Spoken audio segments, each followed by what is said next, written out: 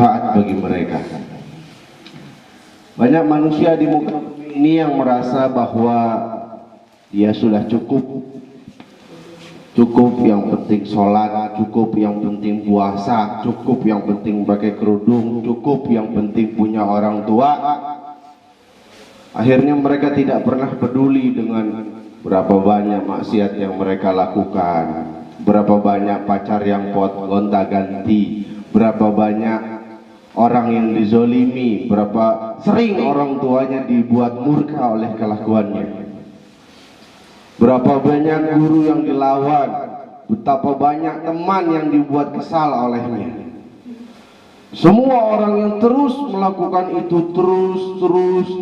Berapa banyak di antara kita yang terus-terusan meninggalkan sholat subuh, bahkan tidak merasa berdosa ketika tidak melakukannya, dengan alasan susah bangun pagi dan seterusnya. Maka semua ucapan-ucapan itu akan berhenti. Kapan berhentinya? Ketika nyawa sudah dicabut oleh malaikat Israil. Bayangkan bahwa yang di depan kalian itu adalah diri kalian sendiri. Nggak ada yang nunduk, semua mata tertuju kepada simulasi. Rasul menggambarkan pedihnya dicabut nyawanya itu sangat pedih. Ada dua cara kematian, tergantung amal dan perbuatan kita masing-masing. Bagi kita yang beriman dan beramal soleh, maka dicabutnya seperti rambut dicabut tepung. Lalu bagi orang yang tidak beriman dan tidak pula beramal soleh, maka sakitnya seperti duri yang dicabut dari kapas. Setelah mati, maka kita akan melihat jasad kita masing-masing. Dan ketika itu sudah terputus semuanya. Kita yang dulu bercita-cita mau bertaubat ketika umur 60 tahun, nggak ada lagi kesempatan bertaubat. Kita yang dulu bercita-cita mau hafal Quran umur 60 tahun, 50 tahun, nggak ada lagi kesempatan bertaubat. Mati sifatnya tiba-tiba. Nggak ada yang tahu di mana kita mati, nggak ada yang tahu kapan kita mati. Maka orang yang nasihat tidak bisa merubah dirinya, maka kematian pasti merubah dirinya. Ada manusia yang bertaubat, lalu taubatnya diterima oleh Allah, yaitu manusia yang bertaubat ketika mereka masih hidup. Ada manusia yang bertaubat, lalu taubatnya tidak diterima oleh Allah. Taubat Fir'aun ketika sudah sampai tenggorokan, ketika neraka sudah dipampangkan oleh Allah di hadapannya, maka taubat tidak ada lagi baginya. Mayat sudah terbujur kaku di hadapan kita semua. Orang tua sudah menangisi, teman-teman satu persatu sudah datang, siap untuk memandikan kita, sudah siap untuk menyolatkan kita, sudah siap untuk menguburkan kita dan menginjak-injak kita. Lalu kita masih merasa aman dari mati.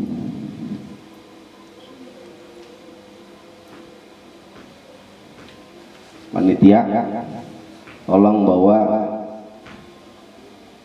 diangkat, digeser agak jauh. Ini geser agak jauh. Geser angkat seperti kalian mengangkat keranda jenazah. Kurang bantuan, perlu bantuan. La ilaha illallah, la ilaha illallah, la. Bantuin, itu bantuin. Kasihan. Nah, oke. Bantuin, Allah karim.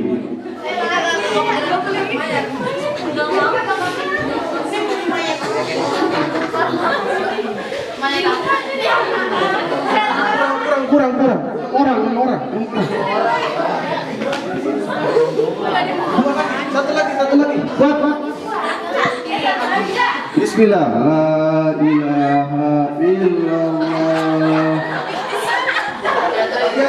Cukup.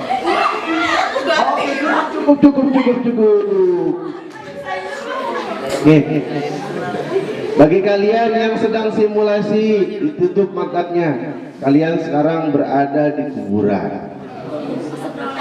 Kasur empuk kalian sudah kalian tinggalkan.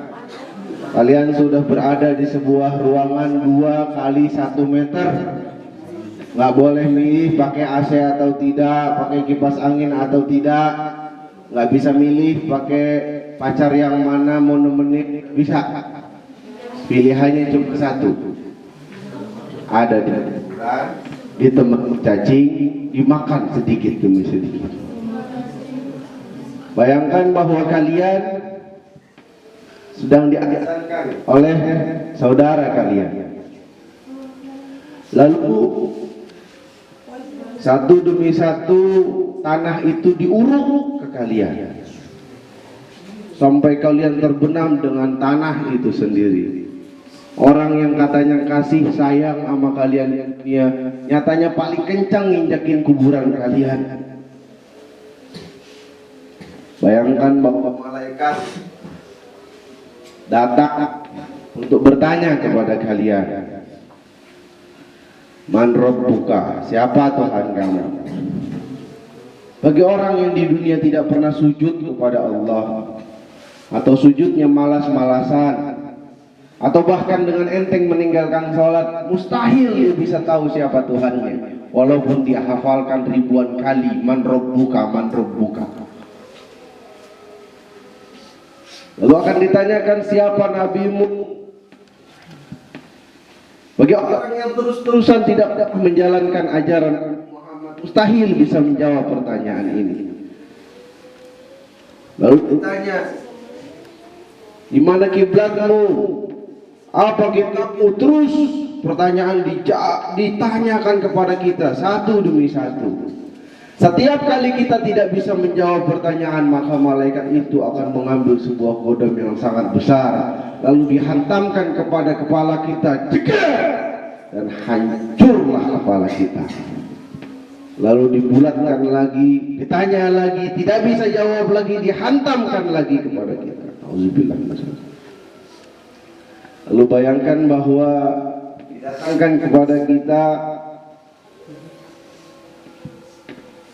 sebuah makhluk yang sangat buruk, tidak pernah kalian lihat dalam hidup kalian. Baunya sangat busuk. Kalian mau orang makhluk itu pergi, tapi makhluk itu berkata, tidak, aku adalah amal burukmu di dunia. Aku adalah kemaksiatan-kemaksiatanmu yang terus kau lakukan di dunia. Aku adalah dosa-dosamu ketika kau nyontek, ketika kau pacaran, ketika kau ciuman dalam kelas, ketika kau pegang tangan pacarmu itu, ketika kau gendong, ketika kau bonceng dengan motor ke puncak, dan seterusnya. Dia akan menjelma menjadi sebuah makhluk yang kata Rasulullah baunya sangat busuk dan bentuknya sangat buruk. Dia akan menemani kita. Nauzubillah min dzalik. Orang yang terus-terusan melakukan dosa dan tidak mau sampai hari kiamat. Lalu ketika hari kiamat itu datang, kita dibangunkan dari kubur kita masing-masing.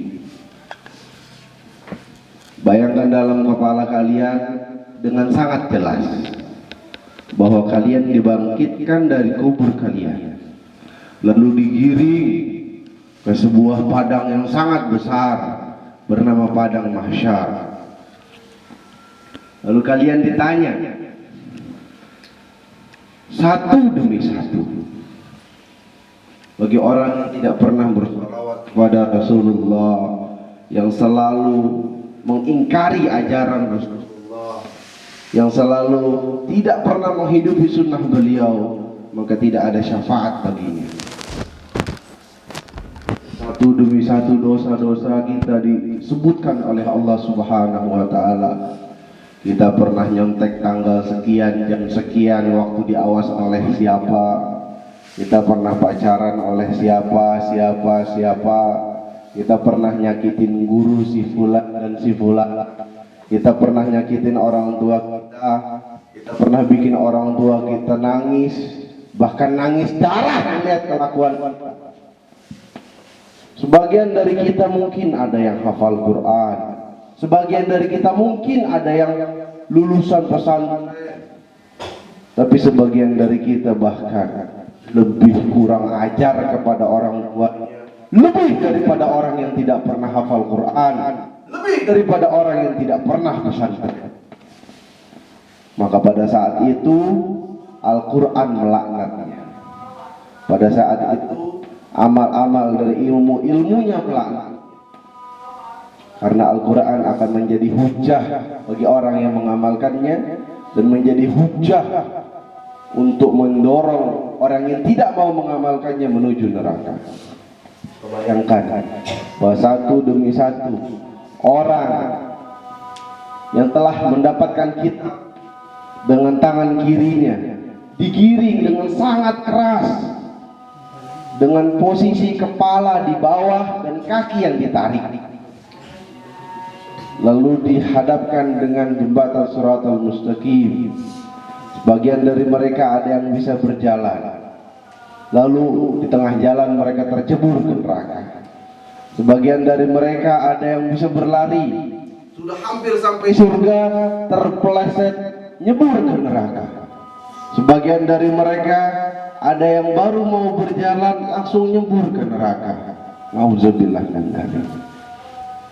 Pada intinya, innal abrara lafi na'im. Sungguhnya orang yang berbuat baik, maka Allah akan masukkan mereka ke dalam surga na'im yang penuh dengan kenikmatan. Wa innal fujjara lafi jahim. Dan orang selalu berbuat maksiat, berbuat dosa, maka Allah akan masukkan dia ke dalam neraka jahim yang penuh dengan siksaan. Auzubillah min dzalik.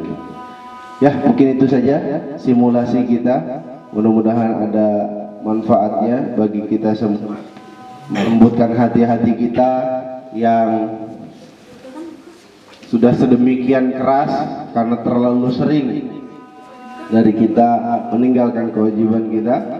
Yang simulasi silakan bangun dan kembali ke tempatnya. Yang merasa wudunya sudah batal silakan wudu kembali. Assalamualaikum warahmatullahi wabarakatuh.